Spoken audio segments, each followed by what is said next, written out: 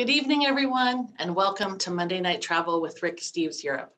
I'm Lisa Friend, and I'm delighted to be your moderator this evening as we travel along with Rick and his special guest. So please, put your travel dreams in the upright and locked position as I have the pleasure to introduce our tour guide for the evening, Rick Steves. Hey, Rick. Lisa, thank you for the introduction, and thanks to all of you for tuning in. This is what we do on Monday night. It's Monday Night Travel, and we are travelers who love to enthuse about getting out there and getting to know the world, getting friendly with people far away. And we're in a good mood at Rick Steves Europe these days because next week our tour program is going to kick back into gear. I'm in a particularly good mood because I just bought my plane ticket to Europe. I'm flying off in the middle of March, and we're going to be updating our guidebooks, and we're going to be putting our European guides back to work. And it's a festive time right now, and in part because our good friend Cameron Hewitt, he's my right-hand man in Europe, my most prolific co-author and guidebook researcher, and a man who has single-handedly brought Central Europe, which is like what we call Eastern Europe, into the fold at Rick Steves Europe over the last 20 years. And Cameron has written a book. He's helped me with countless books, but he's written his own book now, and I got to write the foreword. But this is Cameron's anthology of his greatest travel experiences laced together, and it's a wonderful approach to Europe that I think kind of complements my approach. It's not my approach, it's Cameron's approach, and we both have the same vision of encouraging and equipping people to really experience the cultures that we travel so far to see. And we're going to learn a lot about that tonight. The theme is The Temporary European. As a matter of fact, that's the name of this book, The Temporary European. And that's any good traveler knows. You want to be, you don't want to go all the way over there to order your own favorite drink. If everybody around you is having one of these colorful drinks, you kind of go, what is that? Well, they say, this is an Aperol Spritz. And you got your Aperol, and then about 50% of it is going to be some Prosecco, like local Italian style champagne. And then you put a little splash of soda water in there. And I don't normally eat a lot of potato chips, but in Italy, you got to have your potato chips with your spritz. And I'm going to just go like the locals. And that's what we're going to do today. We're going to be traveling. Yeah, take me right back to that piazza. The sun's going down. All the students are on. Everybody's out doing passeggiata. And I'm just sitting here having my spritz, enjoying the show. That's what we're going to do right now. Thank you for joining us. Every Monday, I feel like I open the door and a couple of thousand of great travelers come on in, and we're just going to celebrate European travel. And right now, I think I'm going to invite Cameron to get on the stage here with me. Cameron. Hey, Rick, how you doing? Thanks for having me. It's so good to have you, Cameron. And I don't know why, I'm just in a really good mood. And part of that is you've helped me for 20 years make my guidebooks. And it's high time you had your own guidebook. And tonight, I don't have to work very much. I'm just going to sip my spritz and let you tell us why this philosophy of travel makes a lot of sense. So there's no fiddling around today, none of these little video clips. It's going to be super travel writer, super travel guide, Cameron Hewitt, and you put together a PowerPoint, I understand. What are we going to do, Cameron? Or first of all, it must be exciting to have your own ideas, beautifully published in a book. Tell us a little bit about that whole story and just how you're doing. Yeah, thank you so much, Rick. Yeah, I will be actually, as the talk goes on, I'm actually going to tell a little bit of the story of how I came to write this book, but it is sure exciting. And like you said, you and I have always really seen eye to eye. So this isn't a huge departure from the way that I write when I'm writing under the Rick Steves banner, but it's sort of my own stories, my own personal stories from all of my travels in the time I've been working with you. You do that really well. I've been doing this for 20 years. Now you've got your own book. You hold it up here in the same sort of frame as your face, so it's in focus. You got one better. I got two of them here. and then, but anybody can wave a book around. But I got to read this thing. I think I was probably, except for your wife, the first person who got to read it. Yes, after my wife, you were the first person to read it. That's right. And now it's actually hot. It's kind of literally hot off the press, and we're gonna learn what's about this book. So why don't you take us on a trip? Yeah, let me just dig in. And like you said, it's an exciting time because we're finally getting back to travel. And of course, for a lot of us, it's been 2 years. You and I slipped over in September, October for a quick trip to Europe. But other than that, we've been kind of cooling our jets for 2 years, wishing that we could travel again. I'm taking off soon too. I'm leaving 2 weeks. I'll actually land in London 2 weeks from today, and I'll be updating our London and Rome guidebooks and some of our Italy guidebooks as well. So it's exciting to finally be sort of getting back to it, of course, taking all the usual precautions. But during that time that I was, stuck at home, all us travelers were just frustrated at home. You can't travel, right? So you can sort of dream about travel. And for me, dreaming about travel is thinking about travel and kind of analyzing what is it that I love about travel, and also what do I want to do differently maybe when I get back home, back to Europe. And for me, one of the things I realized is more than ever now, when I go back to Europe, I want to travel as a temporary European. So that became kind of the theme of my book.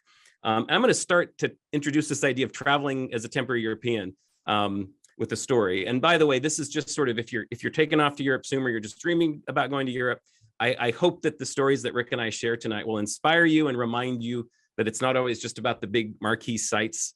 It's not about the famous stuff. It's not about all the stops on your itinerary. It's just about being a part of Europe. So as an example, let's talk about your morning coffee routine. Everyone in the world needs to caffeinate at some point. And when you travel, you think about how people do it differently. Rick, I'm curious if you could tell us what's your morning coffee routine. How do you caffeinate yourself for the day? Cameron, I literally never make coffee at home, and I love coffee. And I like to have the excuse to go out for my coffee. And in normal times, when we were all in our office, I didn't need any text message from Starbucks to say it's time for your fix. My body just rang bells all over the place. It's 10:30. It's time to get out there. And I just chose the coffee shop that was on the far side of town. So I had to walk through the town.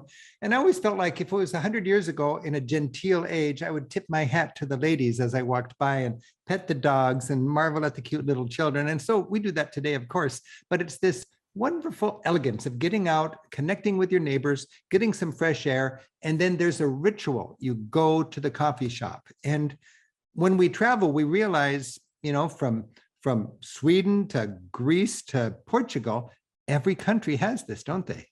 That's right. And, when I'm at home, I have a similar routine to you, except I do it in the afternoon. After lunch, I have a favorite cafe. I walk down 3 blocks of the cafe. When I walk in the door, they know my order.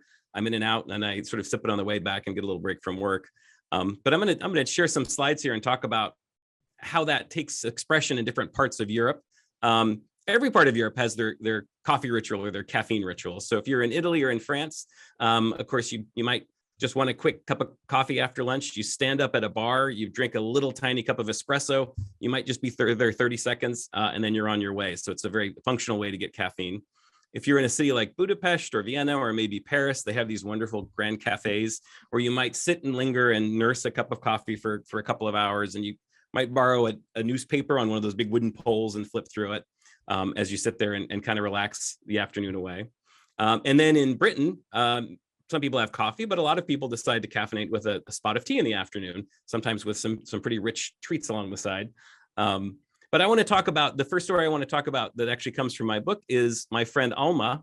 This is her and her husband, and they live in this beautiful town in Bosnia-Herzegovina called Mostar. And when I come to Mostar, I'm usually a whirlwind of activity because I've got a lot of work to do to update my guidebook. But Alma has this sort of mission that she wants to slow me down. So one time I was visiting Alma and she said, hold on a second, before we start answering your questions, before we start running around town, I'm going to take you for coffee. So she walked me through the town of Mostar and we sat at this beautiful outdoor cafe.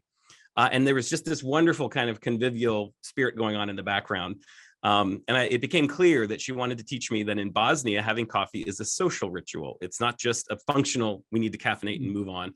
Kind of what you were saying, Rick, even your ritual is sort of important to you. In the case of Bosnia, people just really want to relax, spend time with friends, slow down, ask questions, listen to the answers. It's really an opportunity to slow down. And that's reflected in the type of coffee you have as well. So when the coffee comes, it's what you and I might call Turkish coffee. It's an unfiltered coffee. There they call it Bosnian coffee.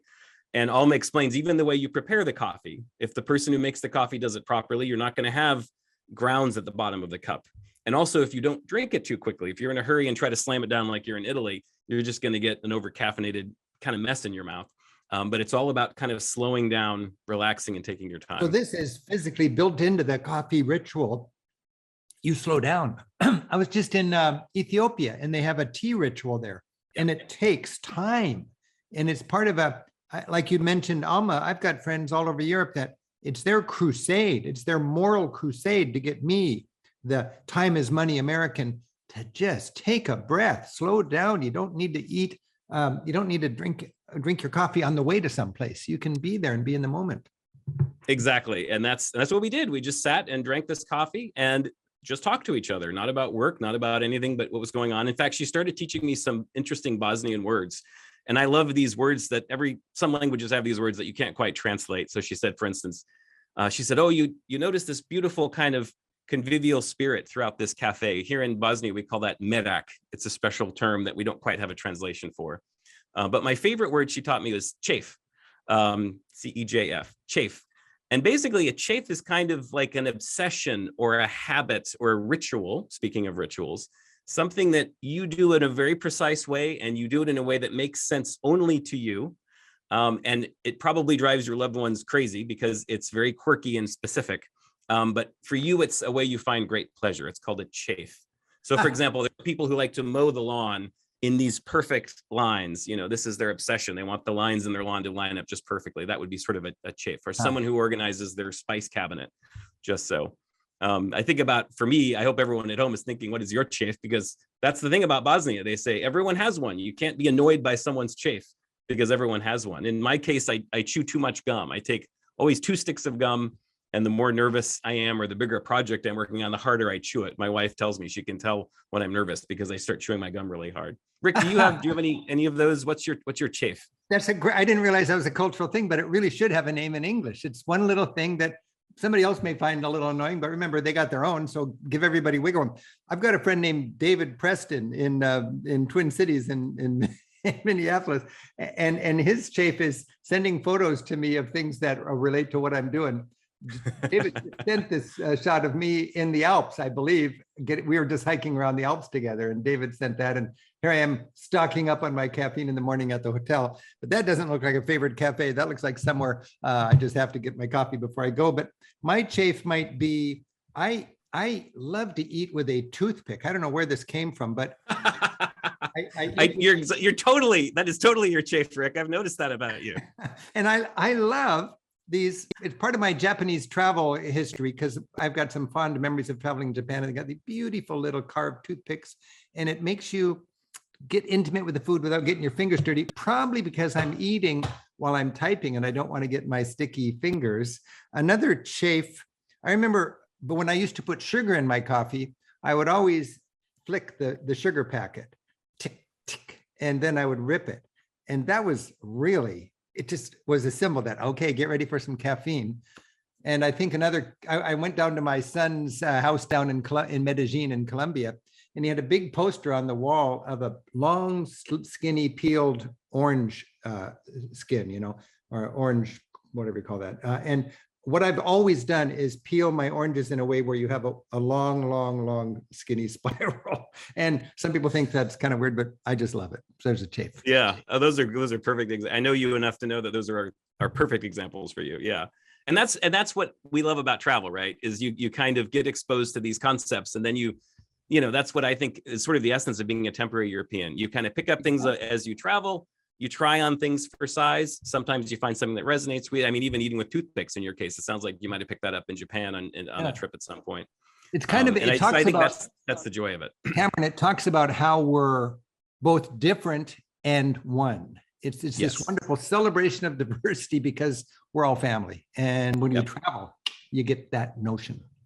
Exactly. Yeah. And so it's anyway, that's one of the things I learned from Alma in Bosnia. And I got to tell you, at the end of that session of having coffee, it worked. It's the first time I ever had coffee that calmed me down as opposed to revved me up. And I just thought that was really kind of the magic of having Bosnian coffee with a Bosnian. So chafe. That's a good word. Chafe. Yeah, chafe. So anyway, so that's kind of the theme tonight is being a temporary European, trying on other ways of doing things, noticing first other ways of doing things, trying them on and seeing how you like them. And that is the theme and the title of this new book that Rick was telling you about. So I'm going to tell you a little bit more about the book and how it came to be. You were asking me, Rick, how it came to be. And it's one of those things that began as a pandemic project with nothing else to do. It actually started before the pandemic in 2019, you might recall. It's hard to imagine this now, but that was the year of over tourism, right? 2019, Europe was just flooded with people. and everyone was standing in line to take Instagram pictures at designated photo points. And I think a lot of us who traveled that year, it was just kind of a bummer. We just kind of felt like this is not sustainable. This is not good travel. I kind of had some existential crises on that trip, thinking about what is good travel really. And boy, I figured it out pretty quick once the pandemic started. Europe locked down. No one could go there. I didn't set foot in Europe for more than a year and a half.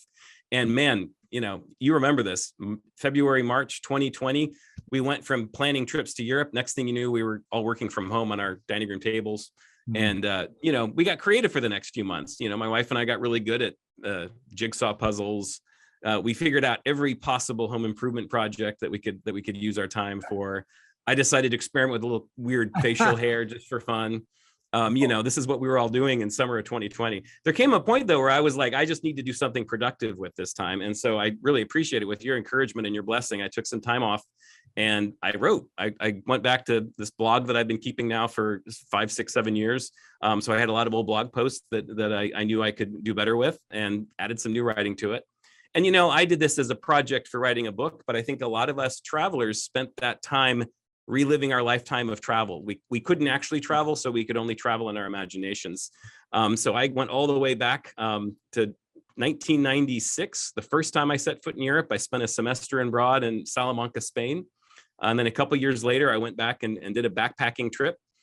In fact, Rick, I found this is one of the Rick Steves guidebooks I took with me on my big 1999 backpacking trip, Rick Steves, Great Britain and Ireland. This is the book that I used, one of the books I used. Wow. And I don't know if you remember this, Rick, but when I got back from that trip, I wrote you a really long, like a 5-page letter, all about the report from my trip.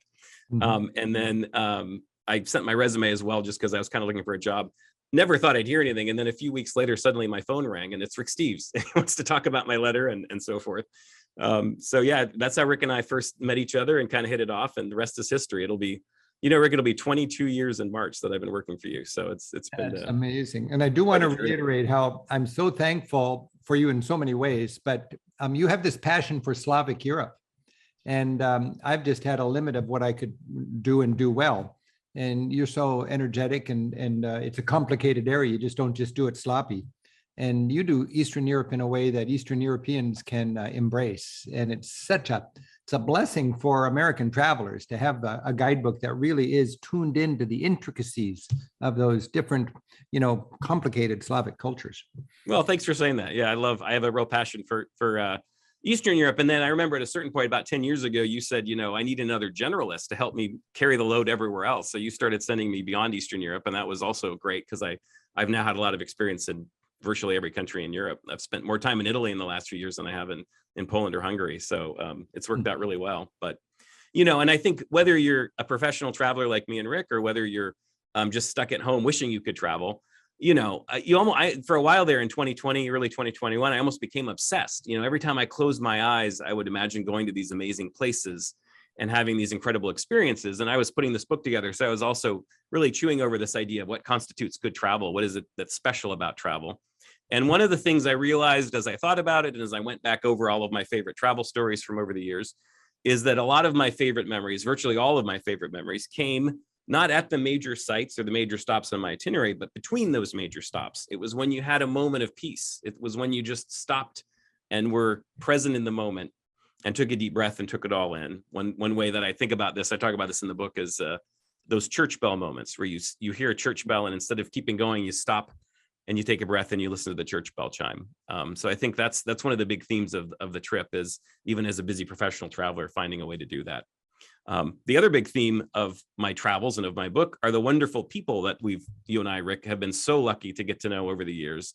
And man, the more I thought about traveling in Europe, I realized I didn't miss Europe. I missed Europeans. I missed these people that we got to, when you're over there, it's just this incredible privilege to be able to go to the other side of the world and interact with people that you never would have imagined meeting. Learning about their lives, a life that you never would have thought of really very much. Get to know what they're passionate about. And I think the key thing is learning what they're excited about. I don't want to tell you what I want to see. I want you to tell me what you want to show me. I want to say, I've just looked at these last 5 slides, and they're all people. I know a lot of them, but not all of them. But anybody who's watching now should not think that, oh, you're a travel writer, you've got a press card, therefore you get to meet people. You could be on your first trip to your outside of the United States with a brand new passport, with no language skills at all, you could still take home these photographs of genuine smiles if you make room, if you make room in your agenda for just, enjoying that people dimension of your country that you're visiting. Yep, absolutely. Yeah. And then, as I was kind of winding down the book, I still hadn't come up with a title. So I really was struggling with, I could feel these threads that connected all these stories, and I wasn't sure how to sum it up. And then it just popped into my head one day. It's a temporary European, and that's what we're talking about today, how to be a temporary European. And I think for me, what that means is a couple of things. It means traveling with curiosity and traveling with empathy. So being open and curious and wanting to really understand the places that you're going, and also to put yourself in the shoes of the people that you meet when you go there. And this is pretty fundamental. I think a lot of travelers will say, well, that's kind of common sense. But even as someone like you or me, Rick, we're so busy, we're professional travelers, and we know it. It's so easy to forget that. It's so easy to lose sight of that. And I think maybe in those very busy years before the pandemic, I might have lost sight of that a little bit. Yeah. So there's kind of a fundamental idea that somebody told me just recently. You should try to be not interesting, but interested. And if you're genuinely interested, people enjoy sharing. People are so proud of so many things in their lives. And when we're far from home, if we have an aura that invites people to share by genuine curiosity, I think we get more memories, more experiences. Absolutely. Yeah. Well, let me give us some examples of what this means being a temporary European. And a lot of these are pulled from my book, and I hope are relatable to a lot of people who are listening today. One thing is when you're in France, you never begin any social interaction without a greeting. You say, bonjour, monsieur, or bonjour, madame. And then when you leave, you would never finish an interaction without saying, au revoir, monsieur, or au revoir, madame. And this is it's sacrosanct in France. And that's something you can kind of learn, but I always am curious, why is that the case? Why is it so important? And I was talking to a Parisian shop clerk once, and she explained, well, there's two things. First of all, in France, we take great pride in our work, but we also want to be observed as human beings. So when you say hello to somebody, you're sort of acknowledging their humanity rather than just launching into a request of a service that you want from them. And then the other thing that she said is, I take great pride in keeping my shop, and it sort of feels to me almost like it's my living room. And she said, I would never want someone marching into my living room and starting to talk to me without saying hello first. And I have those two things have always stuck with me. Mm-hmm. And I think some people who go to France are maybe a little irritated, or they have kind of a bad experience because someone's gruff with them. But this is where you want to travel as a temporary European, think about exactly are these things, what is important to people? Why is it important to them? Give them the benefit of the doubt that for some reason it is important to them. It's ironic because a lot of times when an American thinks the French are being rude, the French are really being very, very thoughtful and polite, but exactly. We don't understand it culturally. And the irony is we're condemning them for being rude when we just don't understand why they're acting the way they are. You said that people need the dignity of being acknowledged. When I'm on the street in Europe and somebody who likes my TV show or my guidebook sees me, they ignore the person next to me and they just come right at me. And it's like, well, what does that make me? And they just feel like, well, that's quite rude. You should at least welcome me too. I'm not invisible. And they're just a little more tuned into just the thoughtful ways of being out on the street in public. Yep, exactly. Yeah. Another example is in Germany. People wait for the red light. I remember my very first backpacking trip, 1999. I took my first ever night train. I arrived at Munich, Hauptbahnhof, 6 a.m. It was dark out. There was no people out, virtually no cars out. It was pouring rain. And I walked out to the street to cross the street, and there was a red light, and there were 2 or 3 people there with me. And I just couldn't figure out why those people were waiting, because back home, I would just go ahead. And this is a very kind of a stereotype of Germany, but you could kind of laugh about it, but you could also think as a temporary European, I always use that time, if I'm standing waiting for a red light to change, I use that time to kind of contemplate why it is that for Germans, waiting for the green light is an important marker of a civilized society, and I want to give them the benefit of the doubt that there's probably a reason for that. I've been with a tour guide in German towns, and it's a red light, but there's not a car in sight. And I walk across the street and I look back and my guide is still, they're not yelling at me because I'm rude, but they're making a point of letting me know, no, it's a red light, we wait. Yep. And I remember my professor said, even 100 years ago when they were having these communist revolutionaries in Berlin after World War I. There were stories of the revolutionaries when they were storming the Parliament building, walking around the grass because it says "Don't walk on the grass." Yeah, that's pretty classic. Yeah. Let's go to the opposite of Germany, Sicily. So in my book, I have a chapter about, I spent about 3 weeks driving around Sicily. And boy, if you struggle with driving in Europe, you're going to struggle with driving in Italy. And if you struggle with driving in Italy, you're going to really struggle in southern Italy. And if you struggle in southern Italy, you're going to be terrified in Sicily. It is a very kind of touch and go place to drive. And it was a really interesting experience for me because at first the first couple of days, I just would shake my fist at everybody and say, why are you ignoring all of the commonly accepted rules and sense of decorum around driving? But, I had this kind of epiphany after a couple of days where if you're the only person who's driving the right way, I got news for you. You're the only person driving the wrong way because you're going to be the one who's going to get people in trouble. And actually, Sicilians don't drive legally, but they drive instinctively. And if a red light doesn't make sense, they're not going to stop. It took a while for me to kind of get used to that idea. But I have to say, I kind of, at a certain point, I enjoyed, in the book, I give the advice, just go numb. You just have to kind of go numb, suspend all your expectations, go with the flow. Don't worry about why is this person driving this way? Why did that person do that? And I remember in Italy, Cameron, now that you said that story, I remember the word discretionary. And it was in the context of, why didn't you stop at that red light? And my friend who was driving said, because in this city, red lights are discretionary. Discretionary, right. I'm sure that's not written into the law, but that's certainly how they're treated. Yeah. So, that's another example, and one thing I love about being a temporary European is you just kind of melt into the society that you're in. And you alluded to this earlier. In Italy, in the evening, between the end of work and the beginning of dinner, people go out for their passeggiata, and it's the time to kind of be out in public and, bump into neighbors and friends and family and get to know them, get to know what's going on in their lives. In Spain, they have a very similar custom called the paseo, and they might actually stop into some bars and have some movable dinner of snacks, which they call tapas. They even have this in Croatia. I think they don't really have a word for it. Someone told me once it's called the corzo, but all throughout Mediterranean Europe, it's just picking up these little routines. And, when I'm traveling in these countries, if it's 6 o'clock and I'm kind of just closed down the last museum of the day doing my guidebook research, I'm just going to go strolling for a half hour because that's what people do there. Is that Split that we're looking at? That's Split. Yeah, that's the main drag there. Yeah, because that's my memory of Split, Cameron, is the Corso. And I've got some friends that are thinking of, should I go to Split? It's just north of Dubrovnik. And just the Corso alone in Split on a nice summer evening is a beautiful reason to go to Split. Rick, do you have any other examples you can think of those little kind of tidbits that kind of give you the insights into culture and how different places operate?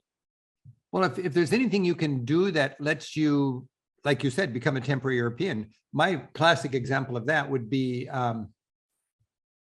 playing backgammon perfect. Yeah. I used to travel a lot in Turkey and I would never let a day go by. It was just sort of my quality of life. I have to play a local person, a stranger who's now going to be a new friend, a game of backgammon. And it's so much part of the weave of the social situation there. So backgammon in Turkey, like you said, reading the paper on one of those big sticks. Vienna has all these wonderful, venerable coffee bars, and they've got all the newspapers there. Even in the age of online information, I think people stick with that tradition, that ritual, even though it's not necessary. The spritz that I was talking about, I've got this romantic image in Italy when the sun's going down on a certain square in a university town, it would be just flickering with these little lanterns of light as the low light just before it tucks behind the horizon slashes through these glasses. And to me, it's just vibrant. It's just electric. And with all of that, this amazing spritz color, everyone represents friendships and conversation. And to take that aperitivo, to have a drink on a square in Italy, it seems like an adventure for a tourist, but for locals, that's what they do every night. And it's just routine. Mm-hmm. And if you can just get into that, it enhances your experience indescribably. Yeah. Yeah, very well said. I love that. That's a beautiful image of those. I know what you mean. All over Italy in the evening, you see those bright orange glasses everywhere. It's like Christmas tree lights or something. And if you were a traveler and you're in Italy for 10 days and you never drank what was in that orange lantern, You flunk. Yeah, I'm exactly. sorry. It cost $4. It cost $16 to buy a whole group of students a drink. And you're the most popular kid on the block. You're from far away America. They want to know, what does the electoral college mean, or whatever that's confusing them about our country? And you bought them a drink. It's the best. It's the way to become a temporary European. Absolutely. I want to tell you about one of my favorite ways to become a temporary European, also in Croatia, except this time we're going to Dubrovnik. And Dubrovnik is, if you pick the most famous place to travel in Croatia on the Dalmatian coast, it's got to be Dubrovnik. And people go there because they want to hike around the beautiful city walls. They want to hang out at the beach. They want to, stroll that beautiful floodlit main street after dark. And I go there. I'm the co-author of our Croatia-Slovenia guidebook. So I go there at least every couple of years for several days at a time to update our guidebook. And, one of my favorite things to do in Dubrovnik these days have nothing to do with those big sites. My favorite thing to do is to get up early and go down to that main drag when there's no one out, when all the tourists are still in bed, when the cruise ships haven't arrived yet. And there's this wonderful little cafe right at the start of the main drag. You can see it there in the foreground. And I have a bunch of buddies that I like to hang out with there. They have breakfast and coffee there every single morning. And some of these guys, Rick. So the first two guys, the guys on the left are actually B&B owners who are in our Rick Steves guidebook. Pero is the guy on the far left. And I met him 15 years ago and put him in our book. And he's been a friend ever since. And then the guy in the middle is also named Pero. And so they've nicknamed themselves Pero number 1 and Pero number 2 based on the order that they were added to the guidebook. I don't call them number 1 and number 2. That's what they call themselves. And then this is their friend Jelko, who's actually an air traffic controller, retired air traffic controller. And man, I feel such a privilege to have my morning coffee at this spot in Dubrovnik, hanging out with these, pure-born locals. These are guys who grew up in Dubrovnik. There was a terrible war in Dubrovnik in the 1990s, and these guys lived through it. And now they're kind of like, watching as their city is completely washed over by the forces of international tourism. And I think people who walk by here had no idea that this is a bunch of local people. And this is maybe one of the best experiences you can have in Dubrovnik, is hanging out and hearing their stories. And by doing that, instead of just sightseeing, I've learned so much. And I love the little, tidbits that I pick up from them. So one day, we're sitting out there having our coffee, and one of the Peros says, "Oh, I feel really gross today. I think it's the Yugo."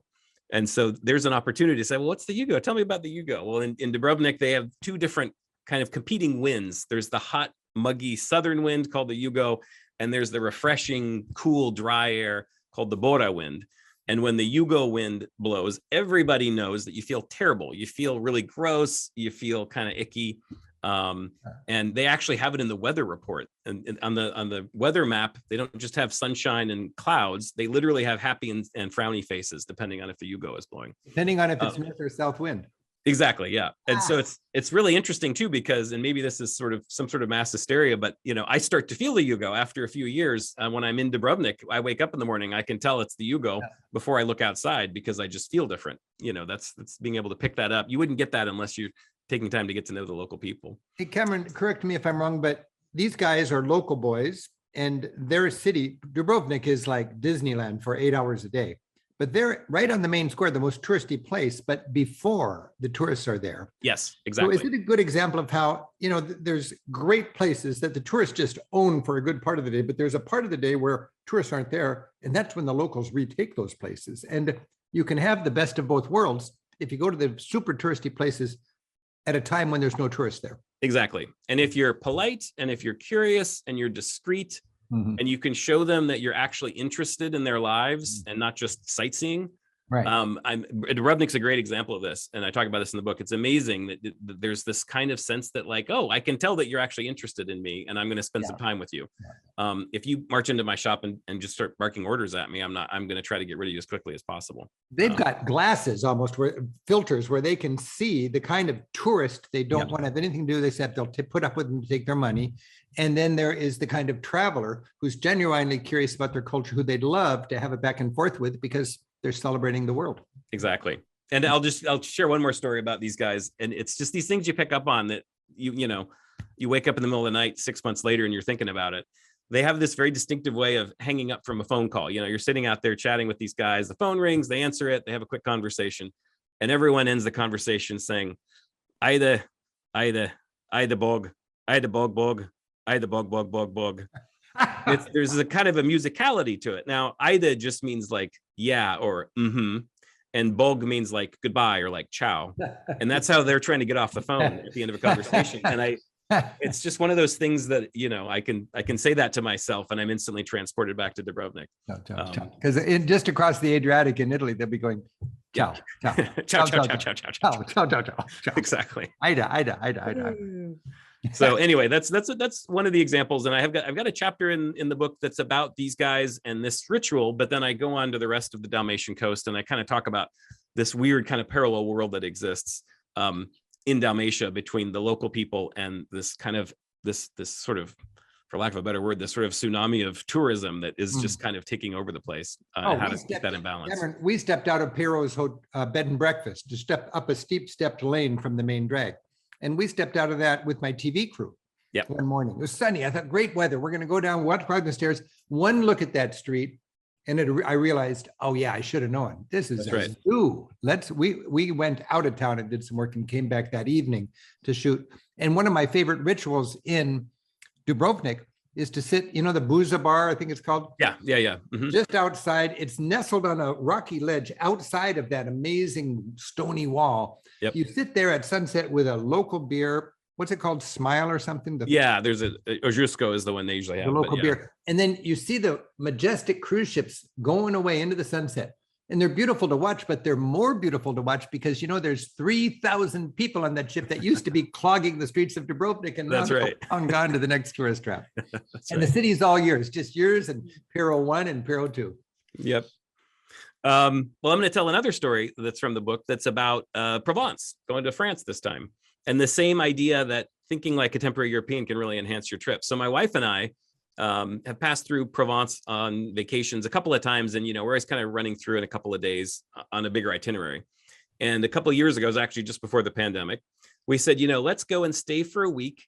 And our goal was to go to 7 different markets in 7 days. And so we managed to do that. And we just had a wonderful time seeing how each town had a different market, and a lot of the vendors were the same, but it was sort of a different combination. And each one some were more touristy, some were more local. And we just had a wonderful time, shopping around. And then we also had a day where we met up with a local named Mathilde, and she did a wonderful job of helping us look at the market as locals. And it gave us a lot more information for how to browse the market. For example, she talked about when you're looking at produce, there's 2 kinds of produce vendors. There's the produce resellers, and then there's the farmers. And the way you can tell is the produce resellers have a wider variety. Sometimes the fruit might even have stickers on it.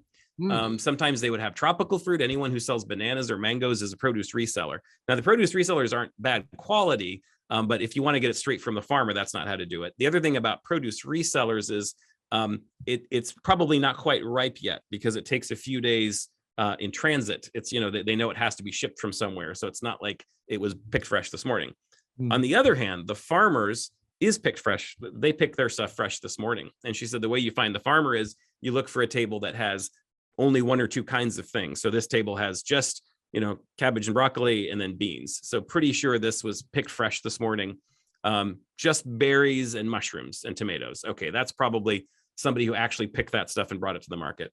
Okay, and she said, I've got to interrupt you here because that right there is enough to have everybody buy this book. I've been traveling a lot. I've been learning a lot. I thought I love markets. That's an amazing insight, Cameron. And I never realized that. And now that you mention it, it seems so common sense. And why not buy directly from the farmer? And why not get the fresh seasonal stuff that didn't get shipped a long ways?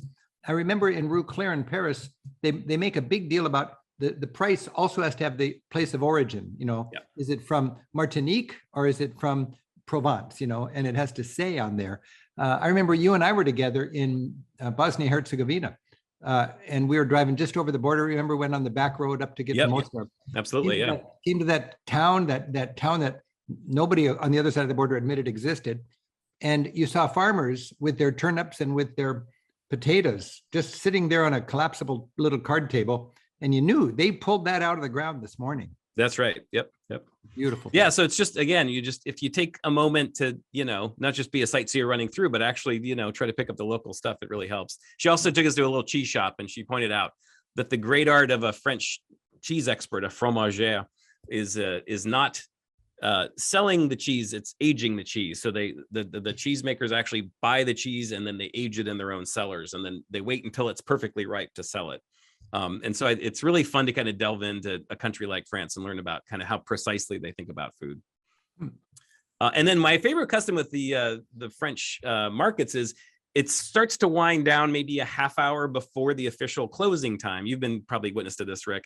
And if you're not paying attention, you miss the chance to grab a cafe table. But if you're on the ball, you'll notice, okay, everyone who's lives in the area and who came in to shop are going to go take a seat at the table. I want to grab a cafe table too.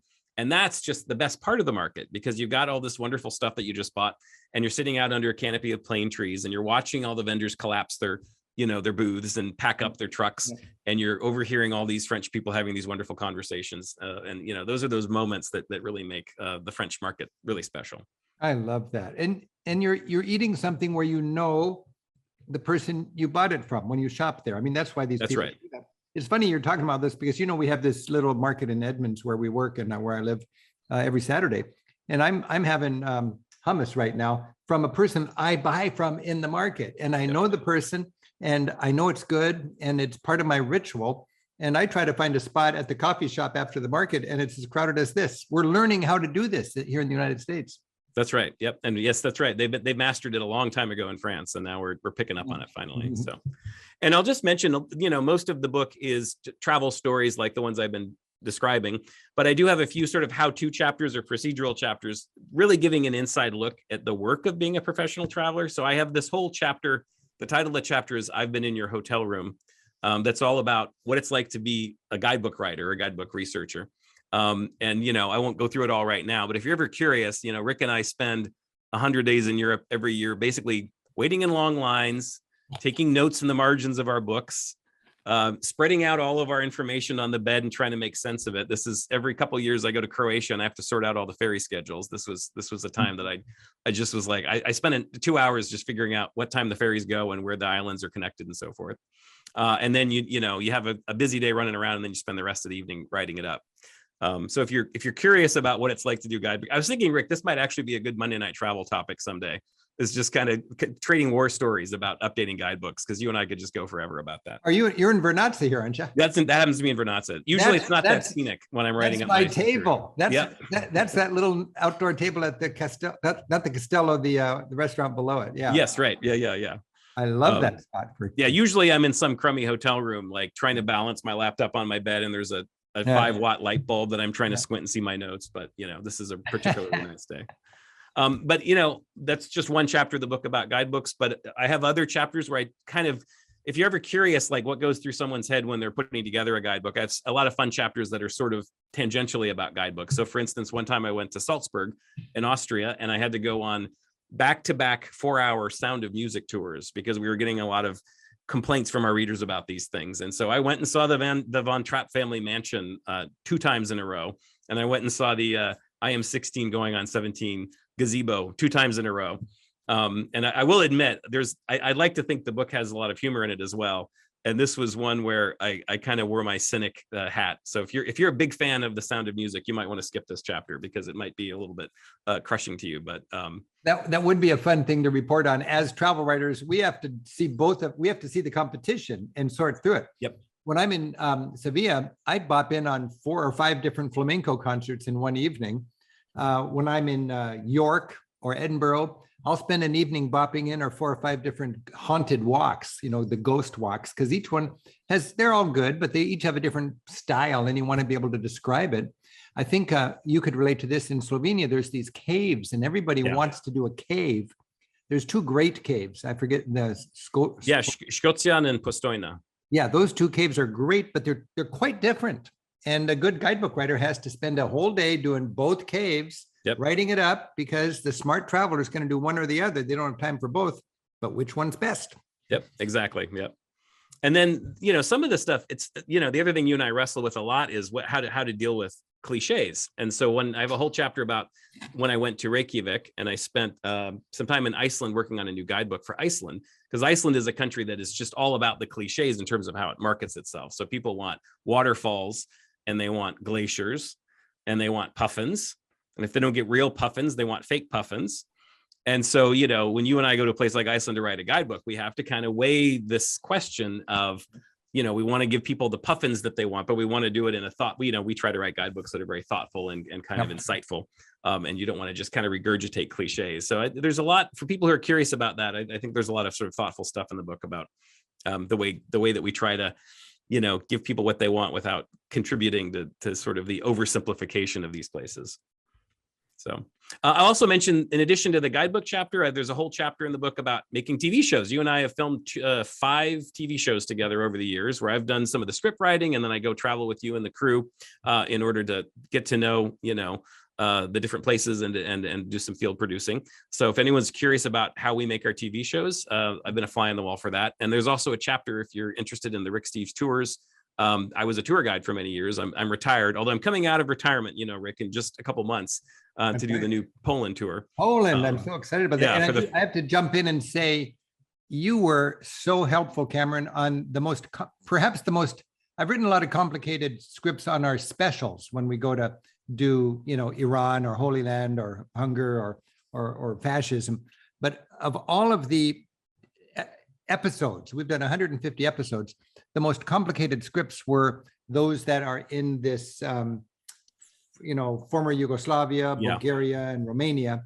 And I trusted you to do our 5 shows on former Yugoslavia, Romania, and Bulgaria. And it was such a beautiful thing to be able to rely on your understanding of those cultures. And I'm so proud of those shows. In fact, I think we have a link in our in the chat page to those shows. If anybody wants to see the 5 shows that Cameron produced and helped us shoot. Boy, you did a great job on those. And then you became a tour guide for years, and you raised the bar on that, and you helped spearhead our whole Eastern Europe program, which is thriving now. I'm glad you're going back into Poland. It's high time we have our Poland tour. Yeah, we were supposed to do it a couple of years ago, but like a lot of things, it got postponed. So, well, anyway, so that's just a little bit about the book. And Rick, I think it's time for is it time for a word from our sponsor? Let's see. Does Lisa have anything to say to us before we continue on? Oh, yeah, you know, well, I'd like to just thank our crew. We couldn't do Monday Night Travel without our crew. We've got Lisa and Julianne working tonight. We've got Gabe, and we've got all of you who loyally come together every Monday night. We're so thankful for that. I do want to remind you, we got questions that we're going to be answering here momentarily, and links to everything that we've been talking about. If you're curious about that, don't miss the links in the chat section. And Cameron, that was just really, really great. Is that the end of the PowerPoint? Actually, I've got a few more. No, we're taking a little break, and then I have a few more stories to finish up after we talk about this. Let's do that, and then we'll put Lisa to work answering, giving us the questions that people are writing. Is that okay, Lisa? That is fine with me. I'll see you in a little bit. Okay, good. All righty. Well, let's get right back to it. I just have a few more stories that come from the book that are kind of delving in a little bit more into this mindset of sort of being a temporary European. Scotland is an amazing place. I'm actually headed back there again. I hope this summer. We've got, you know, every travel these days, you have to say, I hope, because you never know for sure. But I'm scheduled to go back to Scotland this summer. And I spent about a month there a few years ago working on our new Scotland guidebook. And I was talking earlier, Rick, about the cliches in Iceland. And I find, boy, Scotland is another place where you really have to struggle with, you know, there's a lot of Scottish cliches. They're rooted in some sort of authenticity. But what's really interesting, and you and I have talked about this, in the Scottish tourism industry, they really know how to exploit those cliches. And it's just, you feel like everywhere you turn, it's just kind of like everything's sort of played up too much. The Scots have an expression for this. They call it tart and tat. And so that describes the sort of tacky, cheap knockoff stuff that tries to exploit Scottish culture. Kilts and kitsch, I guess you could call it that. Yeah, exactly. But you know, one thing I do as a tour guide and as a travel writer is you can't wish all these silly cliches away, but they all are rooted in some little acorn or some little grain of truth, cultural truth. And so I think you can embrace them and then try to use them as an excuse to teach about something that from where they came. Yep. And so that's exactly what my story is about in this book is, you know, I was 3 weeks into a 1-month trip around Scotland and just kind of being frustrated about not having sort of found these little pockets of authenticity. And then one day I had a Saturday off, and it was, I think, my one and only day off in about a 2-week period. But I saw that there was a very small town having a Highland Games that day. So I said, I'm going to sacrifice my day off and go check it out. And finally, this is the place where I felt like sort of those authentic roots of some of these cliches. So it was just this small town thing, and there was this really sweet voiced Scottish person over the PA, and she would sort of say, if you'd like to start the parade, the clan chief and his family are meeting by the town hotel. And you realize there's only one hotel in town, and the parking lot next to the hotel is, sure enough, there's the clan chief and his family, and they're all wearing their rain boots because it's pouring rain. And then Cameron, I saw the same thing, the same sort of eureka in Orkney, the main town in Orkney. What's the main town in Orkney? Kirkwell, something like Kirksville, that. something like that. Yeah. And there was a band like this. It was a bagpipe band and drummers and everything. And it came in and stopped in front of the church and it performed, and everybody was gathered around. And there was a few tourists and a lot of locals, but they had all these little kids, these little tiny kids flopping around like in the mud puddles all around. And it was so weird. I looked at it and I thought the kids were frolicking in the mud puddles. And I thought, there's all this bagpiping going on, and there's the cathedral there, and it's a brisk day, north of Scotland in the middle of the ocean in the Orkney Islands. And I thought, this is how this culture is getting woven and soaked into the DNA of these children. They're growing up in the mud puddles with all of the droning bagpipes, and their mothers and their grandmothers and the kilts. And I realized this is real. It's not just touristy. It's real. And to be able to stumble on it like you did in that small town, to be nimble enough to recognize that, I had something else planned, but this is really positive serendipity. I'm going to be there. Exactly right. And, there's a lot of very famous Highland Games that people kind of plan their trips around, but I feel like what you get there is a little more packaged. And what I loved about this was it was just a community. And, the PA announcer seemed to know all of the people personally, and she could tell you little details about their lives. And they did the feats of Highland strength, and they did the foot races around the track, and they did the Highland dancing. And it just was very clear that this was a community event. I grew up in a small town in Ohio, Delaware, Ohio. And every September we have the Little Brown Jug and the county fair. And I felt like this was the county fair of Scotland. And, it's not for tourists. I was lucky to be there. And then, like you said, once you're in that kind of mindset, you start to realize, well, these all make sense, right? Historically, there are roots behind this. It's not just some goofy thing they're doing for tourists. Of course, if you're a Highlander, if you're kind of a hardscrabble clan that's trying to make a go of it, you want to show how strong you are. You want to show how fast you are. You want to prove your endurance. You want to show your dexterity. And then even the tartans, which are kind of the ultimate Scottish cliche. I did a little research on this, and it turns out that the sort of very regimented and kind of cleanly organized plaid patterns came around in Victorian times, where they sort of said different clans have different patterns. But there's actually some historical basis for it, which is way back when clans tended to live in the same area, which meant they had access to the same natural dyes. And so naturally they would wear similar colors. They weren't, vivid, ruler grid patterns like this, but they did dress kind of in similar ways. And now that tradition has really been embraced. And this really echoes what you were saying about when you were in Orkney. This was my favorite moment of the whole day, this touching moment where you saw one of these old timers who's helping a young guy figure out how to put his kilt on. And you just realize this is part of the real culture of Scotland. This is not, again, some tourist put on. This is really part of the culture that they're preserving in a really intentional way. Yeah. The other thing I like to think about in terms of how to approach things as a temporary European, it's something I like to call mindful hedonism. I think hedonism gets a bad rap, frankly. I think every trip should have a little bit of hedonism, and all that means is you're just enjoying yourself. But I think being kind of a meaningful hedonist means you're enjoying yourself, but you're learning a little bit about the thing that you're enjoying. I think there's this old travel cliche that it's totally true, which is the more you know about something, the more you like it.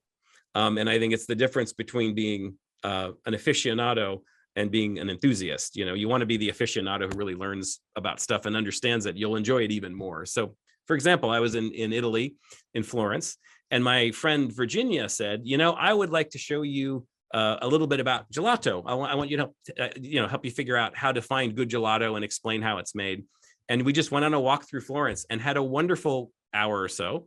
And she could kind of point out different shops. And she said, you don't want to go to a gelato shop that has big piles of colorful gelato, because those are all artificial dyes, artificial flavors. They're designed to mesmerize children.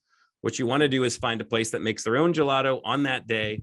Usually they're kept in covered metal bins, so you can't actually see the gelato. You have to read the flavors. That's actually a really good sign. You know, she said you want to look for flavors, colors that appear in nature. You don't want bright colors. You want something that where they're using natural flavors and they haven't tried to add anything to dress it up.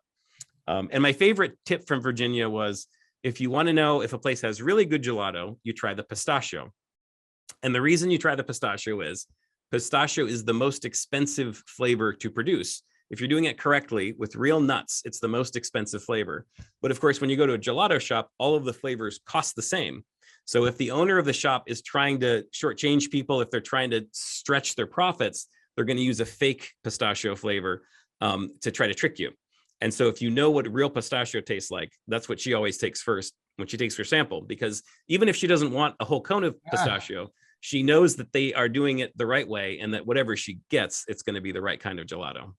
By the way, that's the most beautiful photograph of an ice cream cone I've ever seen. I just like that. I think I took that in Rome. Yeah. I was on a kick on one trip of just taking pictures of ice cream cones. And I think that was definitely the winner. That is really beautiful. Yeah. So I think it's the idea of being a meaningful hedonist, you know, have fun, but also kind of learn about things as you enjoy them, and you'll have a better time and you'll have even more fun because you'll seek out the best things. You know, you've spent about the last 6 months working on a very exciting new book that we'll be having out shortly. It's the Food Lover's Guide to Italy. And you've been working with the original author of that book, Fred Plotkin. And yes. Fred's an amazing guy. We've talked to him on my radio show a number of times, and he has this concept of being a pleasure activist. And yes, it's a little different, more thoughtful spin on hedonist. He's a pleasure activist. And I think that's kind of related to what you're talking about. Absolutely. Yeah, it's the same idea. Yeah. And the last story I wanted to share is from what a lot of people's favorite place is, which is the Swiss Alps. And this kind of brings together a lot of the themes I've been talking about with temporary European and being a meaningful hedonist and so forth. And that is one day I was out in the Swiss Alps updating our guidebook, and I took the cable car from the funicular from Murin up to Almendhubel. You know where that is, Rick. Yeah. And I came out to the top and I realized this is a gorgeous September day. The cows are about to go down the mountain for the winter. But for today, the weather was perfect. And when I'm doing guidebook research, it's hard to find time to enjoy myself. But I said, I can spare 3 hours and follow the guidebook's instructions for taking the North Face Trail. So off I went on the most glorious alpine hike of my life, hiking along the North Face Trail. And at one point, I passed through a meadow, and this silent cable car kind of went gliding directly over my head. And I sort of looked up at the people in that cable car, and you can picture this, Rick. Everyone's kind of, their faces are smashed against the glass, and like their selfie sticks are like scratching the windows, and it just looked miserable. And I was actually at the top of that cable car at the revolving restaurant earlier in the day, and I enjoyed it, but it was quite crowded. And now that I was down in this meadow, I realized there's more people in that little cable car than there are in this entire meadow just with me. And it was just such a wonderful experience. And then this is where sort of the meaningful hedonism comes in. I'm having this wonderful hike, and then I come upon a little alpine hut, and I see the bells hanging from the rafters. And you know what that means, Rick. It means that the cows are up for the summer. And this is where, if you know a little bit about how Swiss culture works, it can really enhance your trip. In this case, the Swiss have a very specific culture around making their mountain cheese. Every year in the spring, all of the cows go up from the valley. They wear their big ceremonial cowbells, and then they hang them from the rafters. And then for 100 days, cow hands live in this hut, and they milk the cows twice a day. I think it's 5 a.m. and 5 p.m. And they make the cheese right there on location. If you know all of these things and you see the cowbells, well, geez, I should probably get some cheese. And so I found a little self-service refrigerator where you drop a couple of, a 5 franc coin into the jar, and had what is probably the most delicious cheese I've ever had in my life. This amazing Swiss cheese that I was eating in the exact place where it was made. And just when I thought things couldn't get any more perfect. Oh, and by the way, the other great thing, again, if you know a little bit of the background on this, I was sitting there eating the cheese, and I realized, well, the Swiss taxpayers actually subsidize this cheese. The Swiss government offers subsidies to keep this traditional cheese making alive, because they see it as an important part of their cultural heritage. And it was kind of interesting to sit there and think, thank goodness that a bunch of taxpayers in Zurich and Bern and Lucerne are paying their dues so that I can enjoy this beautiful cheese today. Oh, they value this. Hey, can you go Yes. back to that shot from the top of Almond or just that shot, just that shot? Oh, Yeah. yeah. You don't even know this yet, I don't think, Cameron, but I just spent last night dreaming with my girlfriend about 7 days of hikes we're going to take in that Oh, area, cool. including the Very North cool. Face hike. And, we did our 7-day hike around Mount Blanc last year. We want to go to Gimmelwald and Lauterbrunnen and Wengen, Kleine Scheidegg. And I've been in that gondola pressing my nose up against the glass because I didn't have 3 hours to take the hike so many times. Now I'm going to go there. And thanks to you and your colleagues who do the research, I'm going to do these hikes. I mean, Great. I've been looking at these mountain Alps, that are a 6-hour hike away for 20 years and hearing about them. So I'm going to spend 7 days doing 7 hikes that are each beyond the realm of a possibility for a busy researcher. And it's going to be that kind of glory. And I'm not going to spend a lot of time pressing my nose up against one of those windows. Yep, exactly. Yeah. And, and the best part of this whole day, as I was leaving the hut, I suddenly heard some sort of yelping from down below. And suddenly the entire herd of cows started coming up the path towards me, towards the hut that I had just left. And I got kind of scared because if you've ever had 20 huge cows coming straight at you, even if it's sort of a slow motion stampede, it's a little bit scary. And so I just sort of froze and I let them kind of wash over me. And sure enough, you see these sort of, cow hands who are working the cows back up the hill to go for milking time. And, Rick, it was one of those moments that as a traveler, you just pray for, where it just felt like everything I had done that day, every decision I made conspired to put me in that perfect place at the perfect time to experience that. And that's what I hope for all of you who are watching this as you get back to traveling, God willing, this year or whenever you're able to have those magical moments. And I think it facilitates that if you can be a temporary European, not feel like you have to do all the big sites. Don't get distracted by your itinerary. Like Rick said, you don't have to always be riding the cable car to every mountaintop. Take some time, carve out some time to be present in Europe. Stop and listen to those church bells. Enjoy yourself and learn a little bit about what you're enjoying. Travel with empathy and curiosity, and be a temporary European. I hope that helps inspire you to have some great travels as we get back to it. Cameron, that is so exciting. Right here is coming out of the forest at the bottom of that trail, and you got the zigzag path down to Gimmelwald, my favorite town in the Alps. Yep. You were so thoughtful to grab that photograph. That was just great. Thank you so much, Cameron. Hey, Lisa, I think we have a chance now to answer some questions for people. Before we get to the very many wonderful questions, Rick, can I have a word from our sponsor, please? Yeah, our sponsor is a gang of 97 people plus the 3 of us at Rick Steves Europe. And we've been, as Cameron said, hunkered down for a couple of years. And right about now, we're feeling good. We're stretching our wings and they still work. And I think they're going to still fly. And Cameron's heading off to Europe in a couple of weeks. I'm heading off to Europe in a month. And it's just so exciting. So we're thankful that people have hung in there. We hope everybody is safe and doing well and staying healthy. And we're pretty confident that things are going to be okay for traveling. It's looking darn good right now. A word from our sponsor. Well, I think our special news today is Cameron's book. And this is The Temporary European. I tell you, I'm just sitting here and it doesn't surprise me because Cameron is so thoughtful. His insights as a traveler translate into writing. They don't all fit in a guidebook. They don't all fit into a TV show, but they do all fit into a book. And this is just a great thing to offer. And I want to remind people, this book is kind of a victim right now of the supply chain challenges we got in our country. We thought we'd have it here a couple of weeks ago, but it is on the way. It will be here in the next week. We know that because we just got the news. What we're going to do for people who want to buy this book is put it on sale, but we cannot process the order right now because of the way our shopping cart works at ricksteves.com.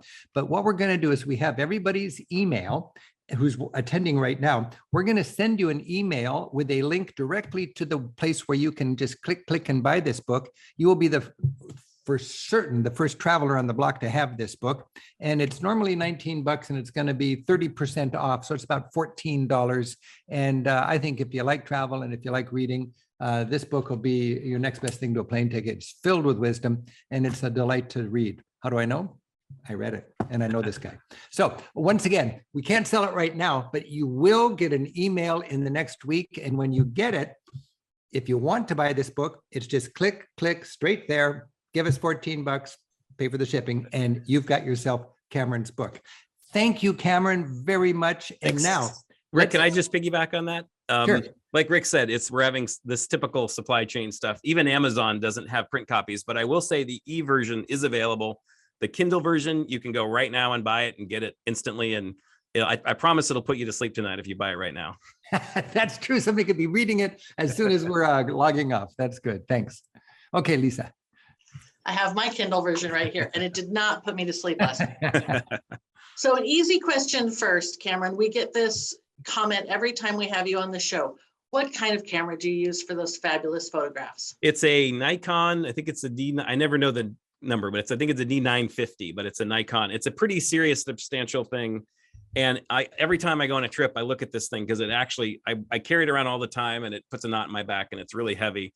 And I think this is not worth it. And then I get back and I start looking at my pictures and I say, okay, I guess it's worth it. I'll take it on another trip. So it's not a phone. It's not a smartphone. No, it's a serious DSLR. Serious camera. Okay, gentlemen, besides Airbnb, do you have any housing, lodging tips for becoming a temporary European? You know, I think I talked about those guys in Dubrovnik, and I think a lot of small B&Bs, there are cultures where this works really well. Britain, for example, are perfect for that. I feel like when I travel in Britain, I tend to stay in B&Bs, and the hosts are really adept at, I mean, they know how to serve you as a tourist, but they're also very friendly people. I think it takes a really special person to run a B&B, and the good ones are, I think, people that you feel like you can really learn from, and they're really adept at kind of helping you have an into the culture, rather than just giving you a bed, a place to sleep. Would you like to, Cameron, tell us why you were so attracted to Central and Slavic Europe?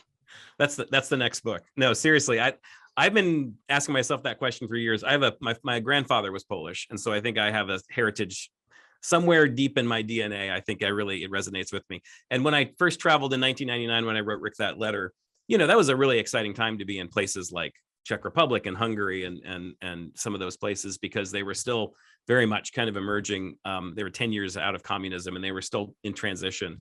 And I think that really caught my imagination, just seeing a place that all these places that had this amazing, illustrious history that had been kind of shrouded in gray for 40, 45 years.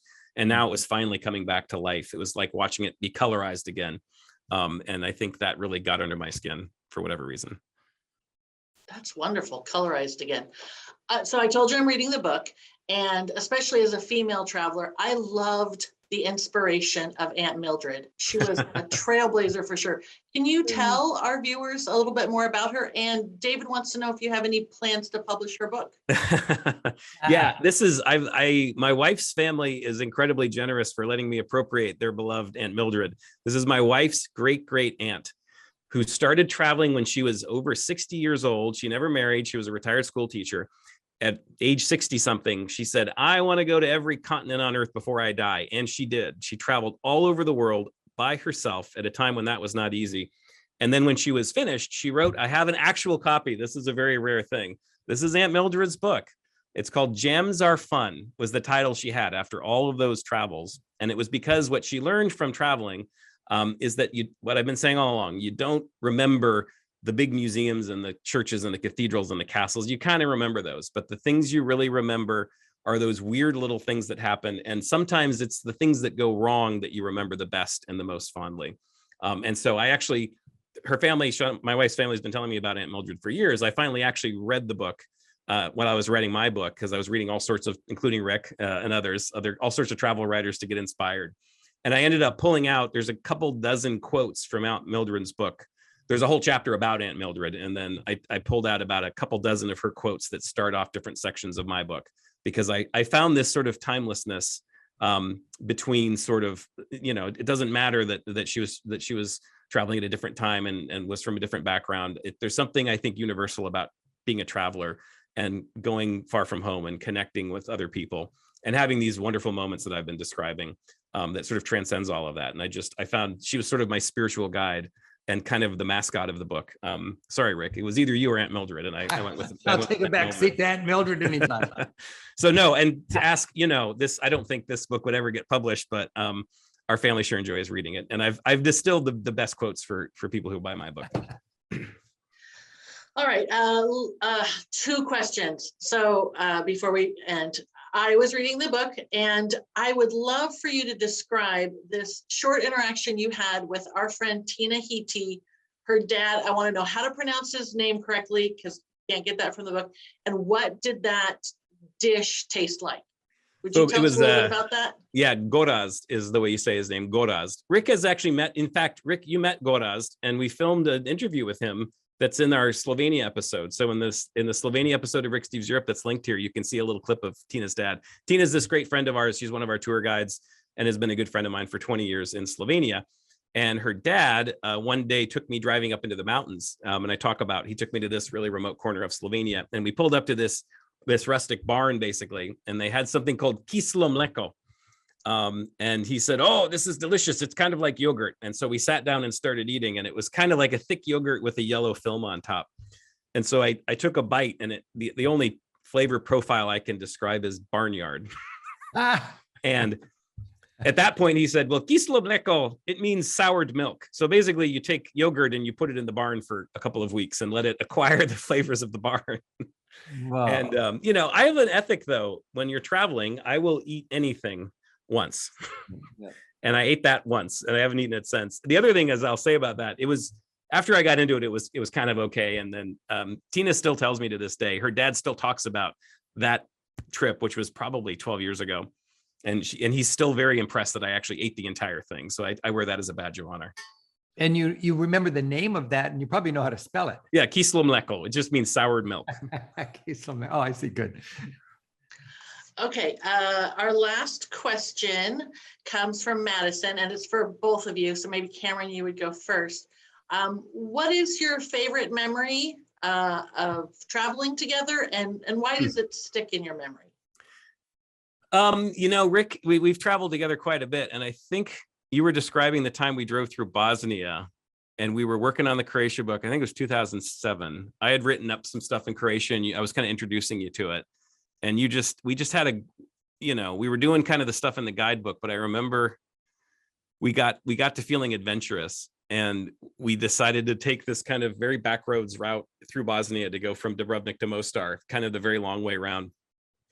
It was just a great day. And I just remember we both had this spirit of adventure, and we were in places that had probably never seen a tourist. And here's America's most famous travel writer in this little town that has no idea what a travel writer does or what tourism is, and it was just this surreal thing. And it was just fun. It was just two travelers who both have the passion for exploring the world. And specifically, I think you have a lot of nostalgia for that part of former Yugoslavia, kind of exploring something new. And that was just a great memory. Wow. I've got so many good memories, Cameron, of traveling with you, especially in Eastern Europe, what we call Eastern Europe, just because you have such an affinity for that and you get it.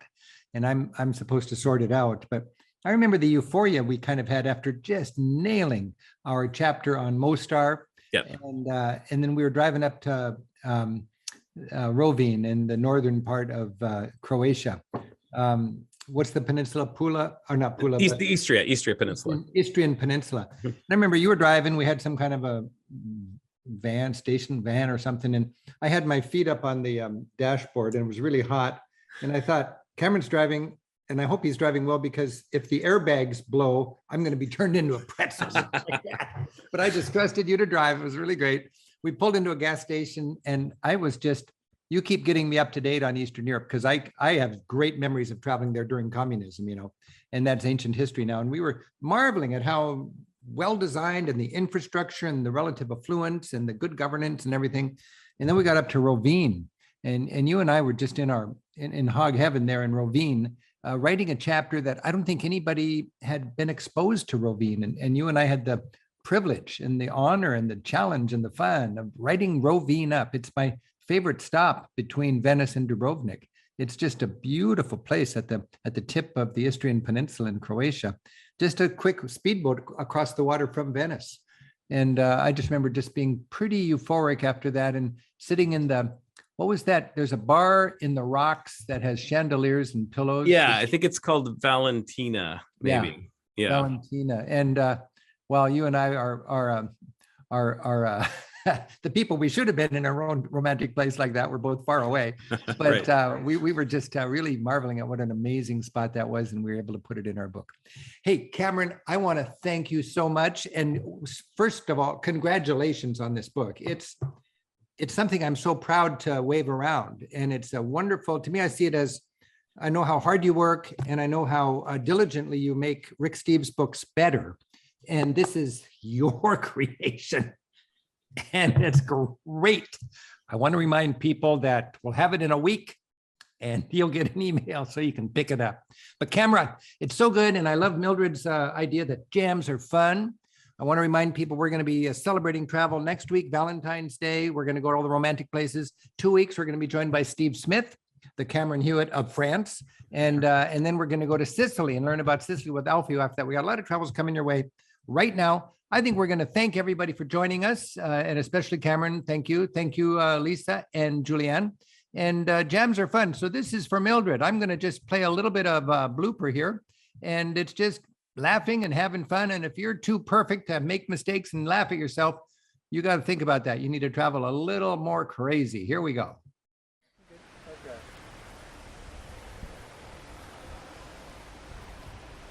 Okay. Do I look macho? Feel good. Gut. Hey. I'm Popeye the Sailor Man. Okay, excuse me. Thanks for joining us. The Cistercians worked to recreate the poverty and the simplicity. Whether enjoying its traditional culture high in the mountains or savoring the joys of good modern living in the world, there's a world of cultural riches outside of Prague. And in this, this was the, sorry, okay. These were the early Greeks. The hostage crisis was a way to radicalize the industrial with an orderly helps prepare you to better appreciate the actual historic sites. Are you ready to travel? Let's go. Traditions are strong here. If you're looking for this, today as we ponder the caves. The king gave a balcony from this speech. Transcribing texts was an important work at the Cluny, at the abbeys, before there was a printing press. This became a center of the Cathars, a heretical group of Christians. But if it decided to walk, it would walk like a monster, stiffly, with no understanding of the subtle interplay between hips and shoulders.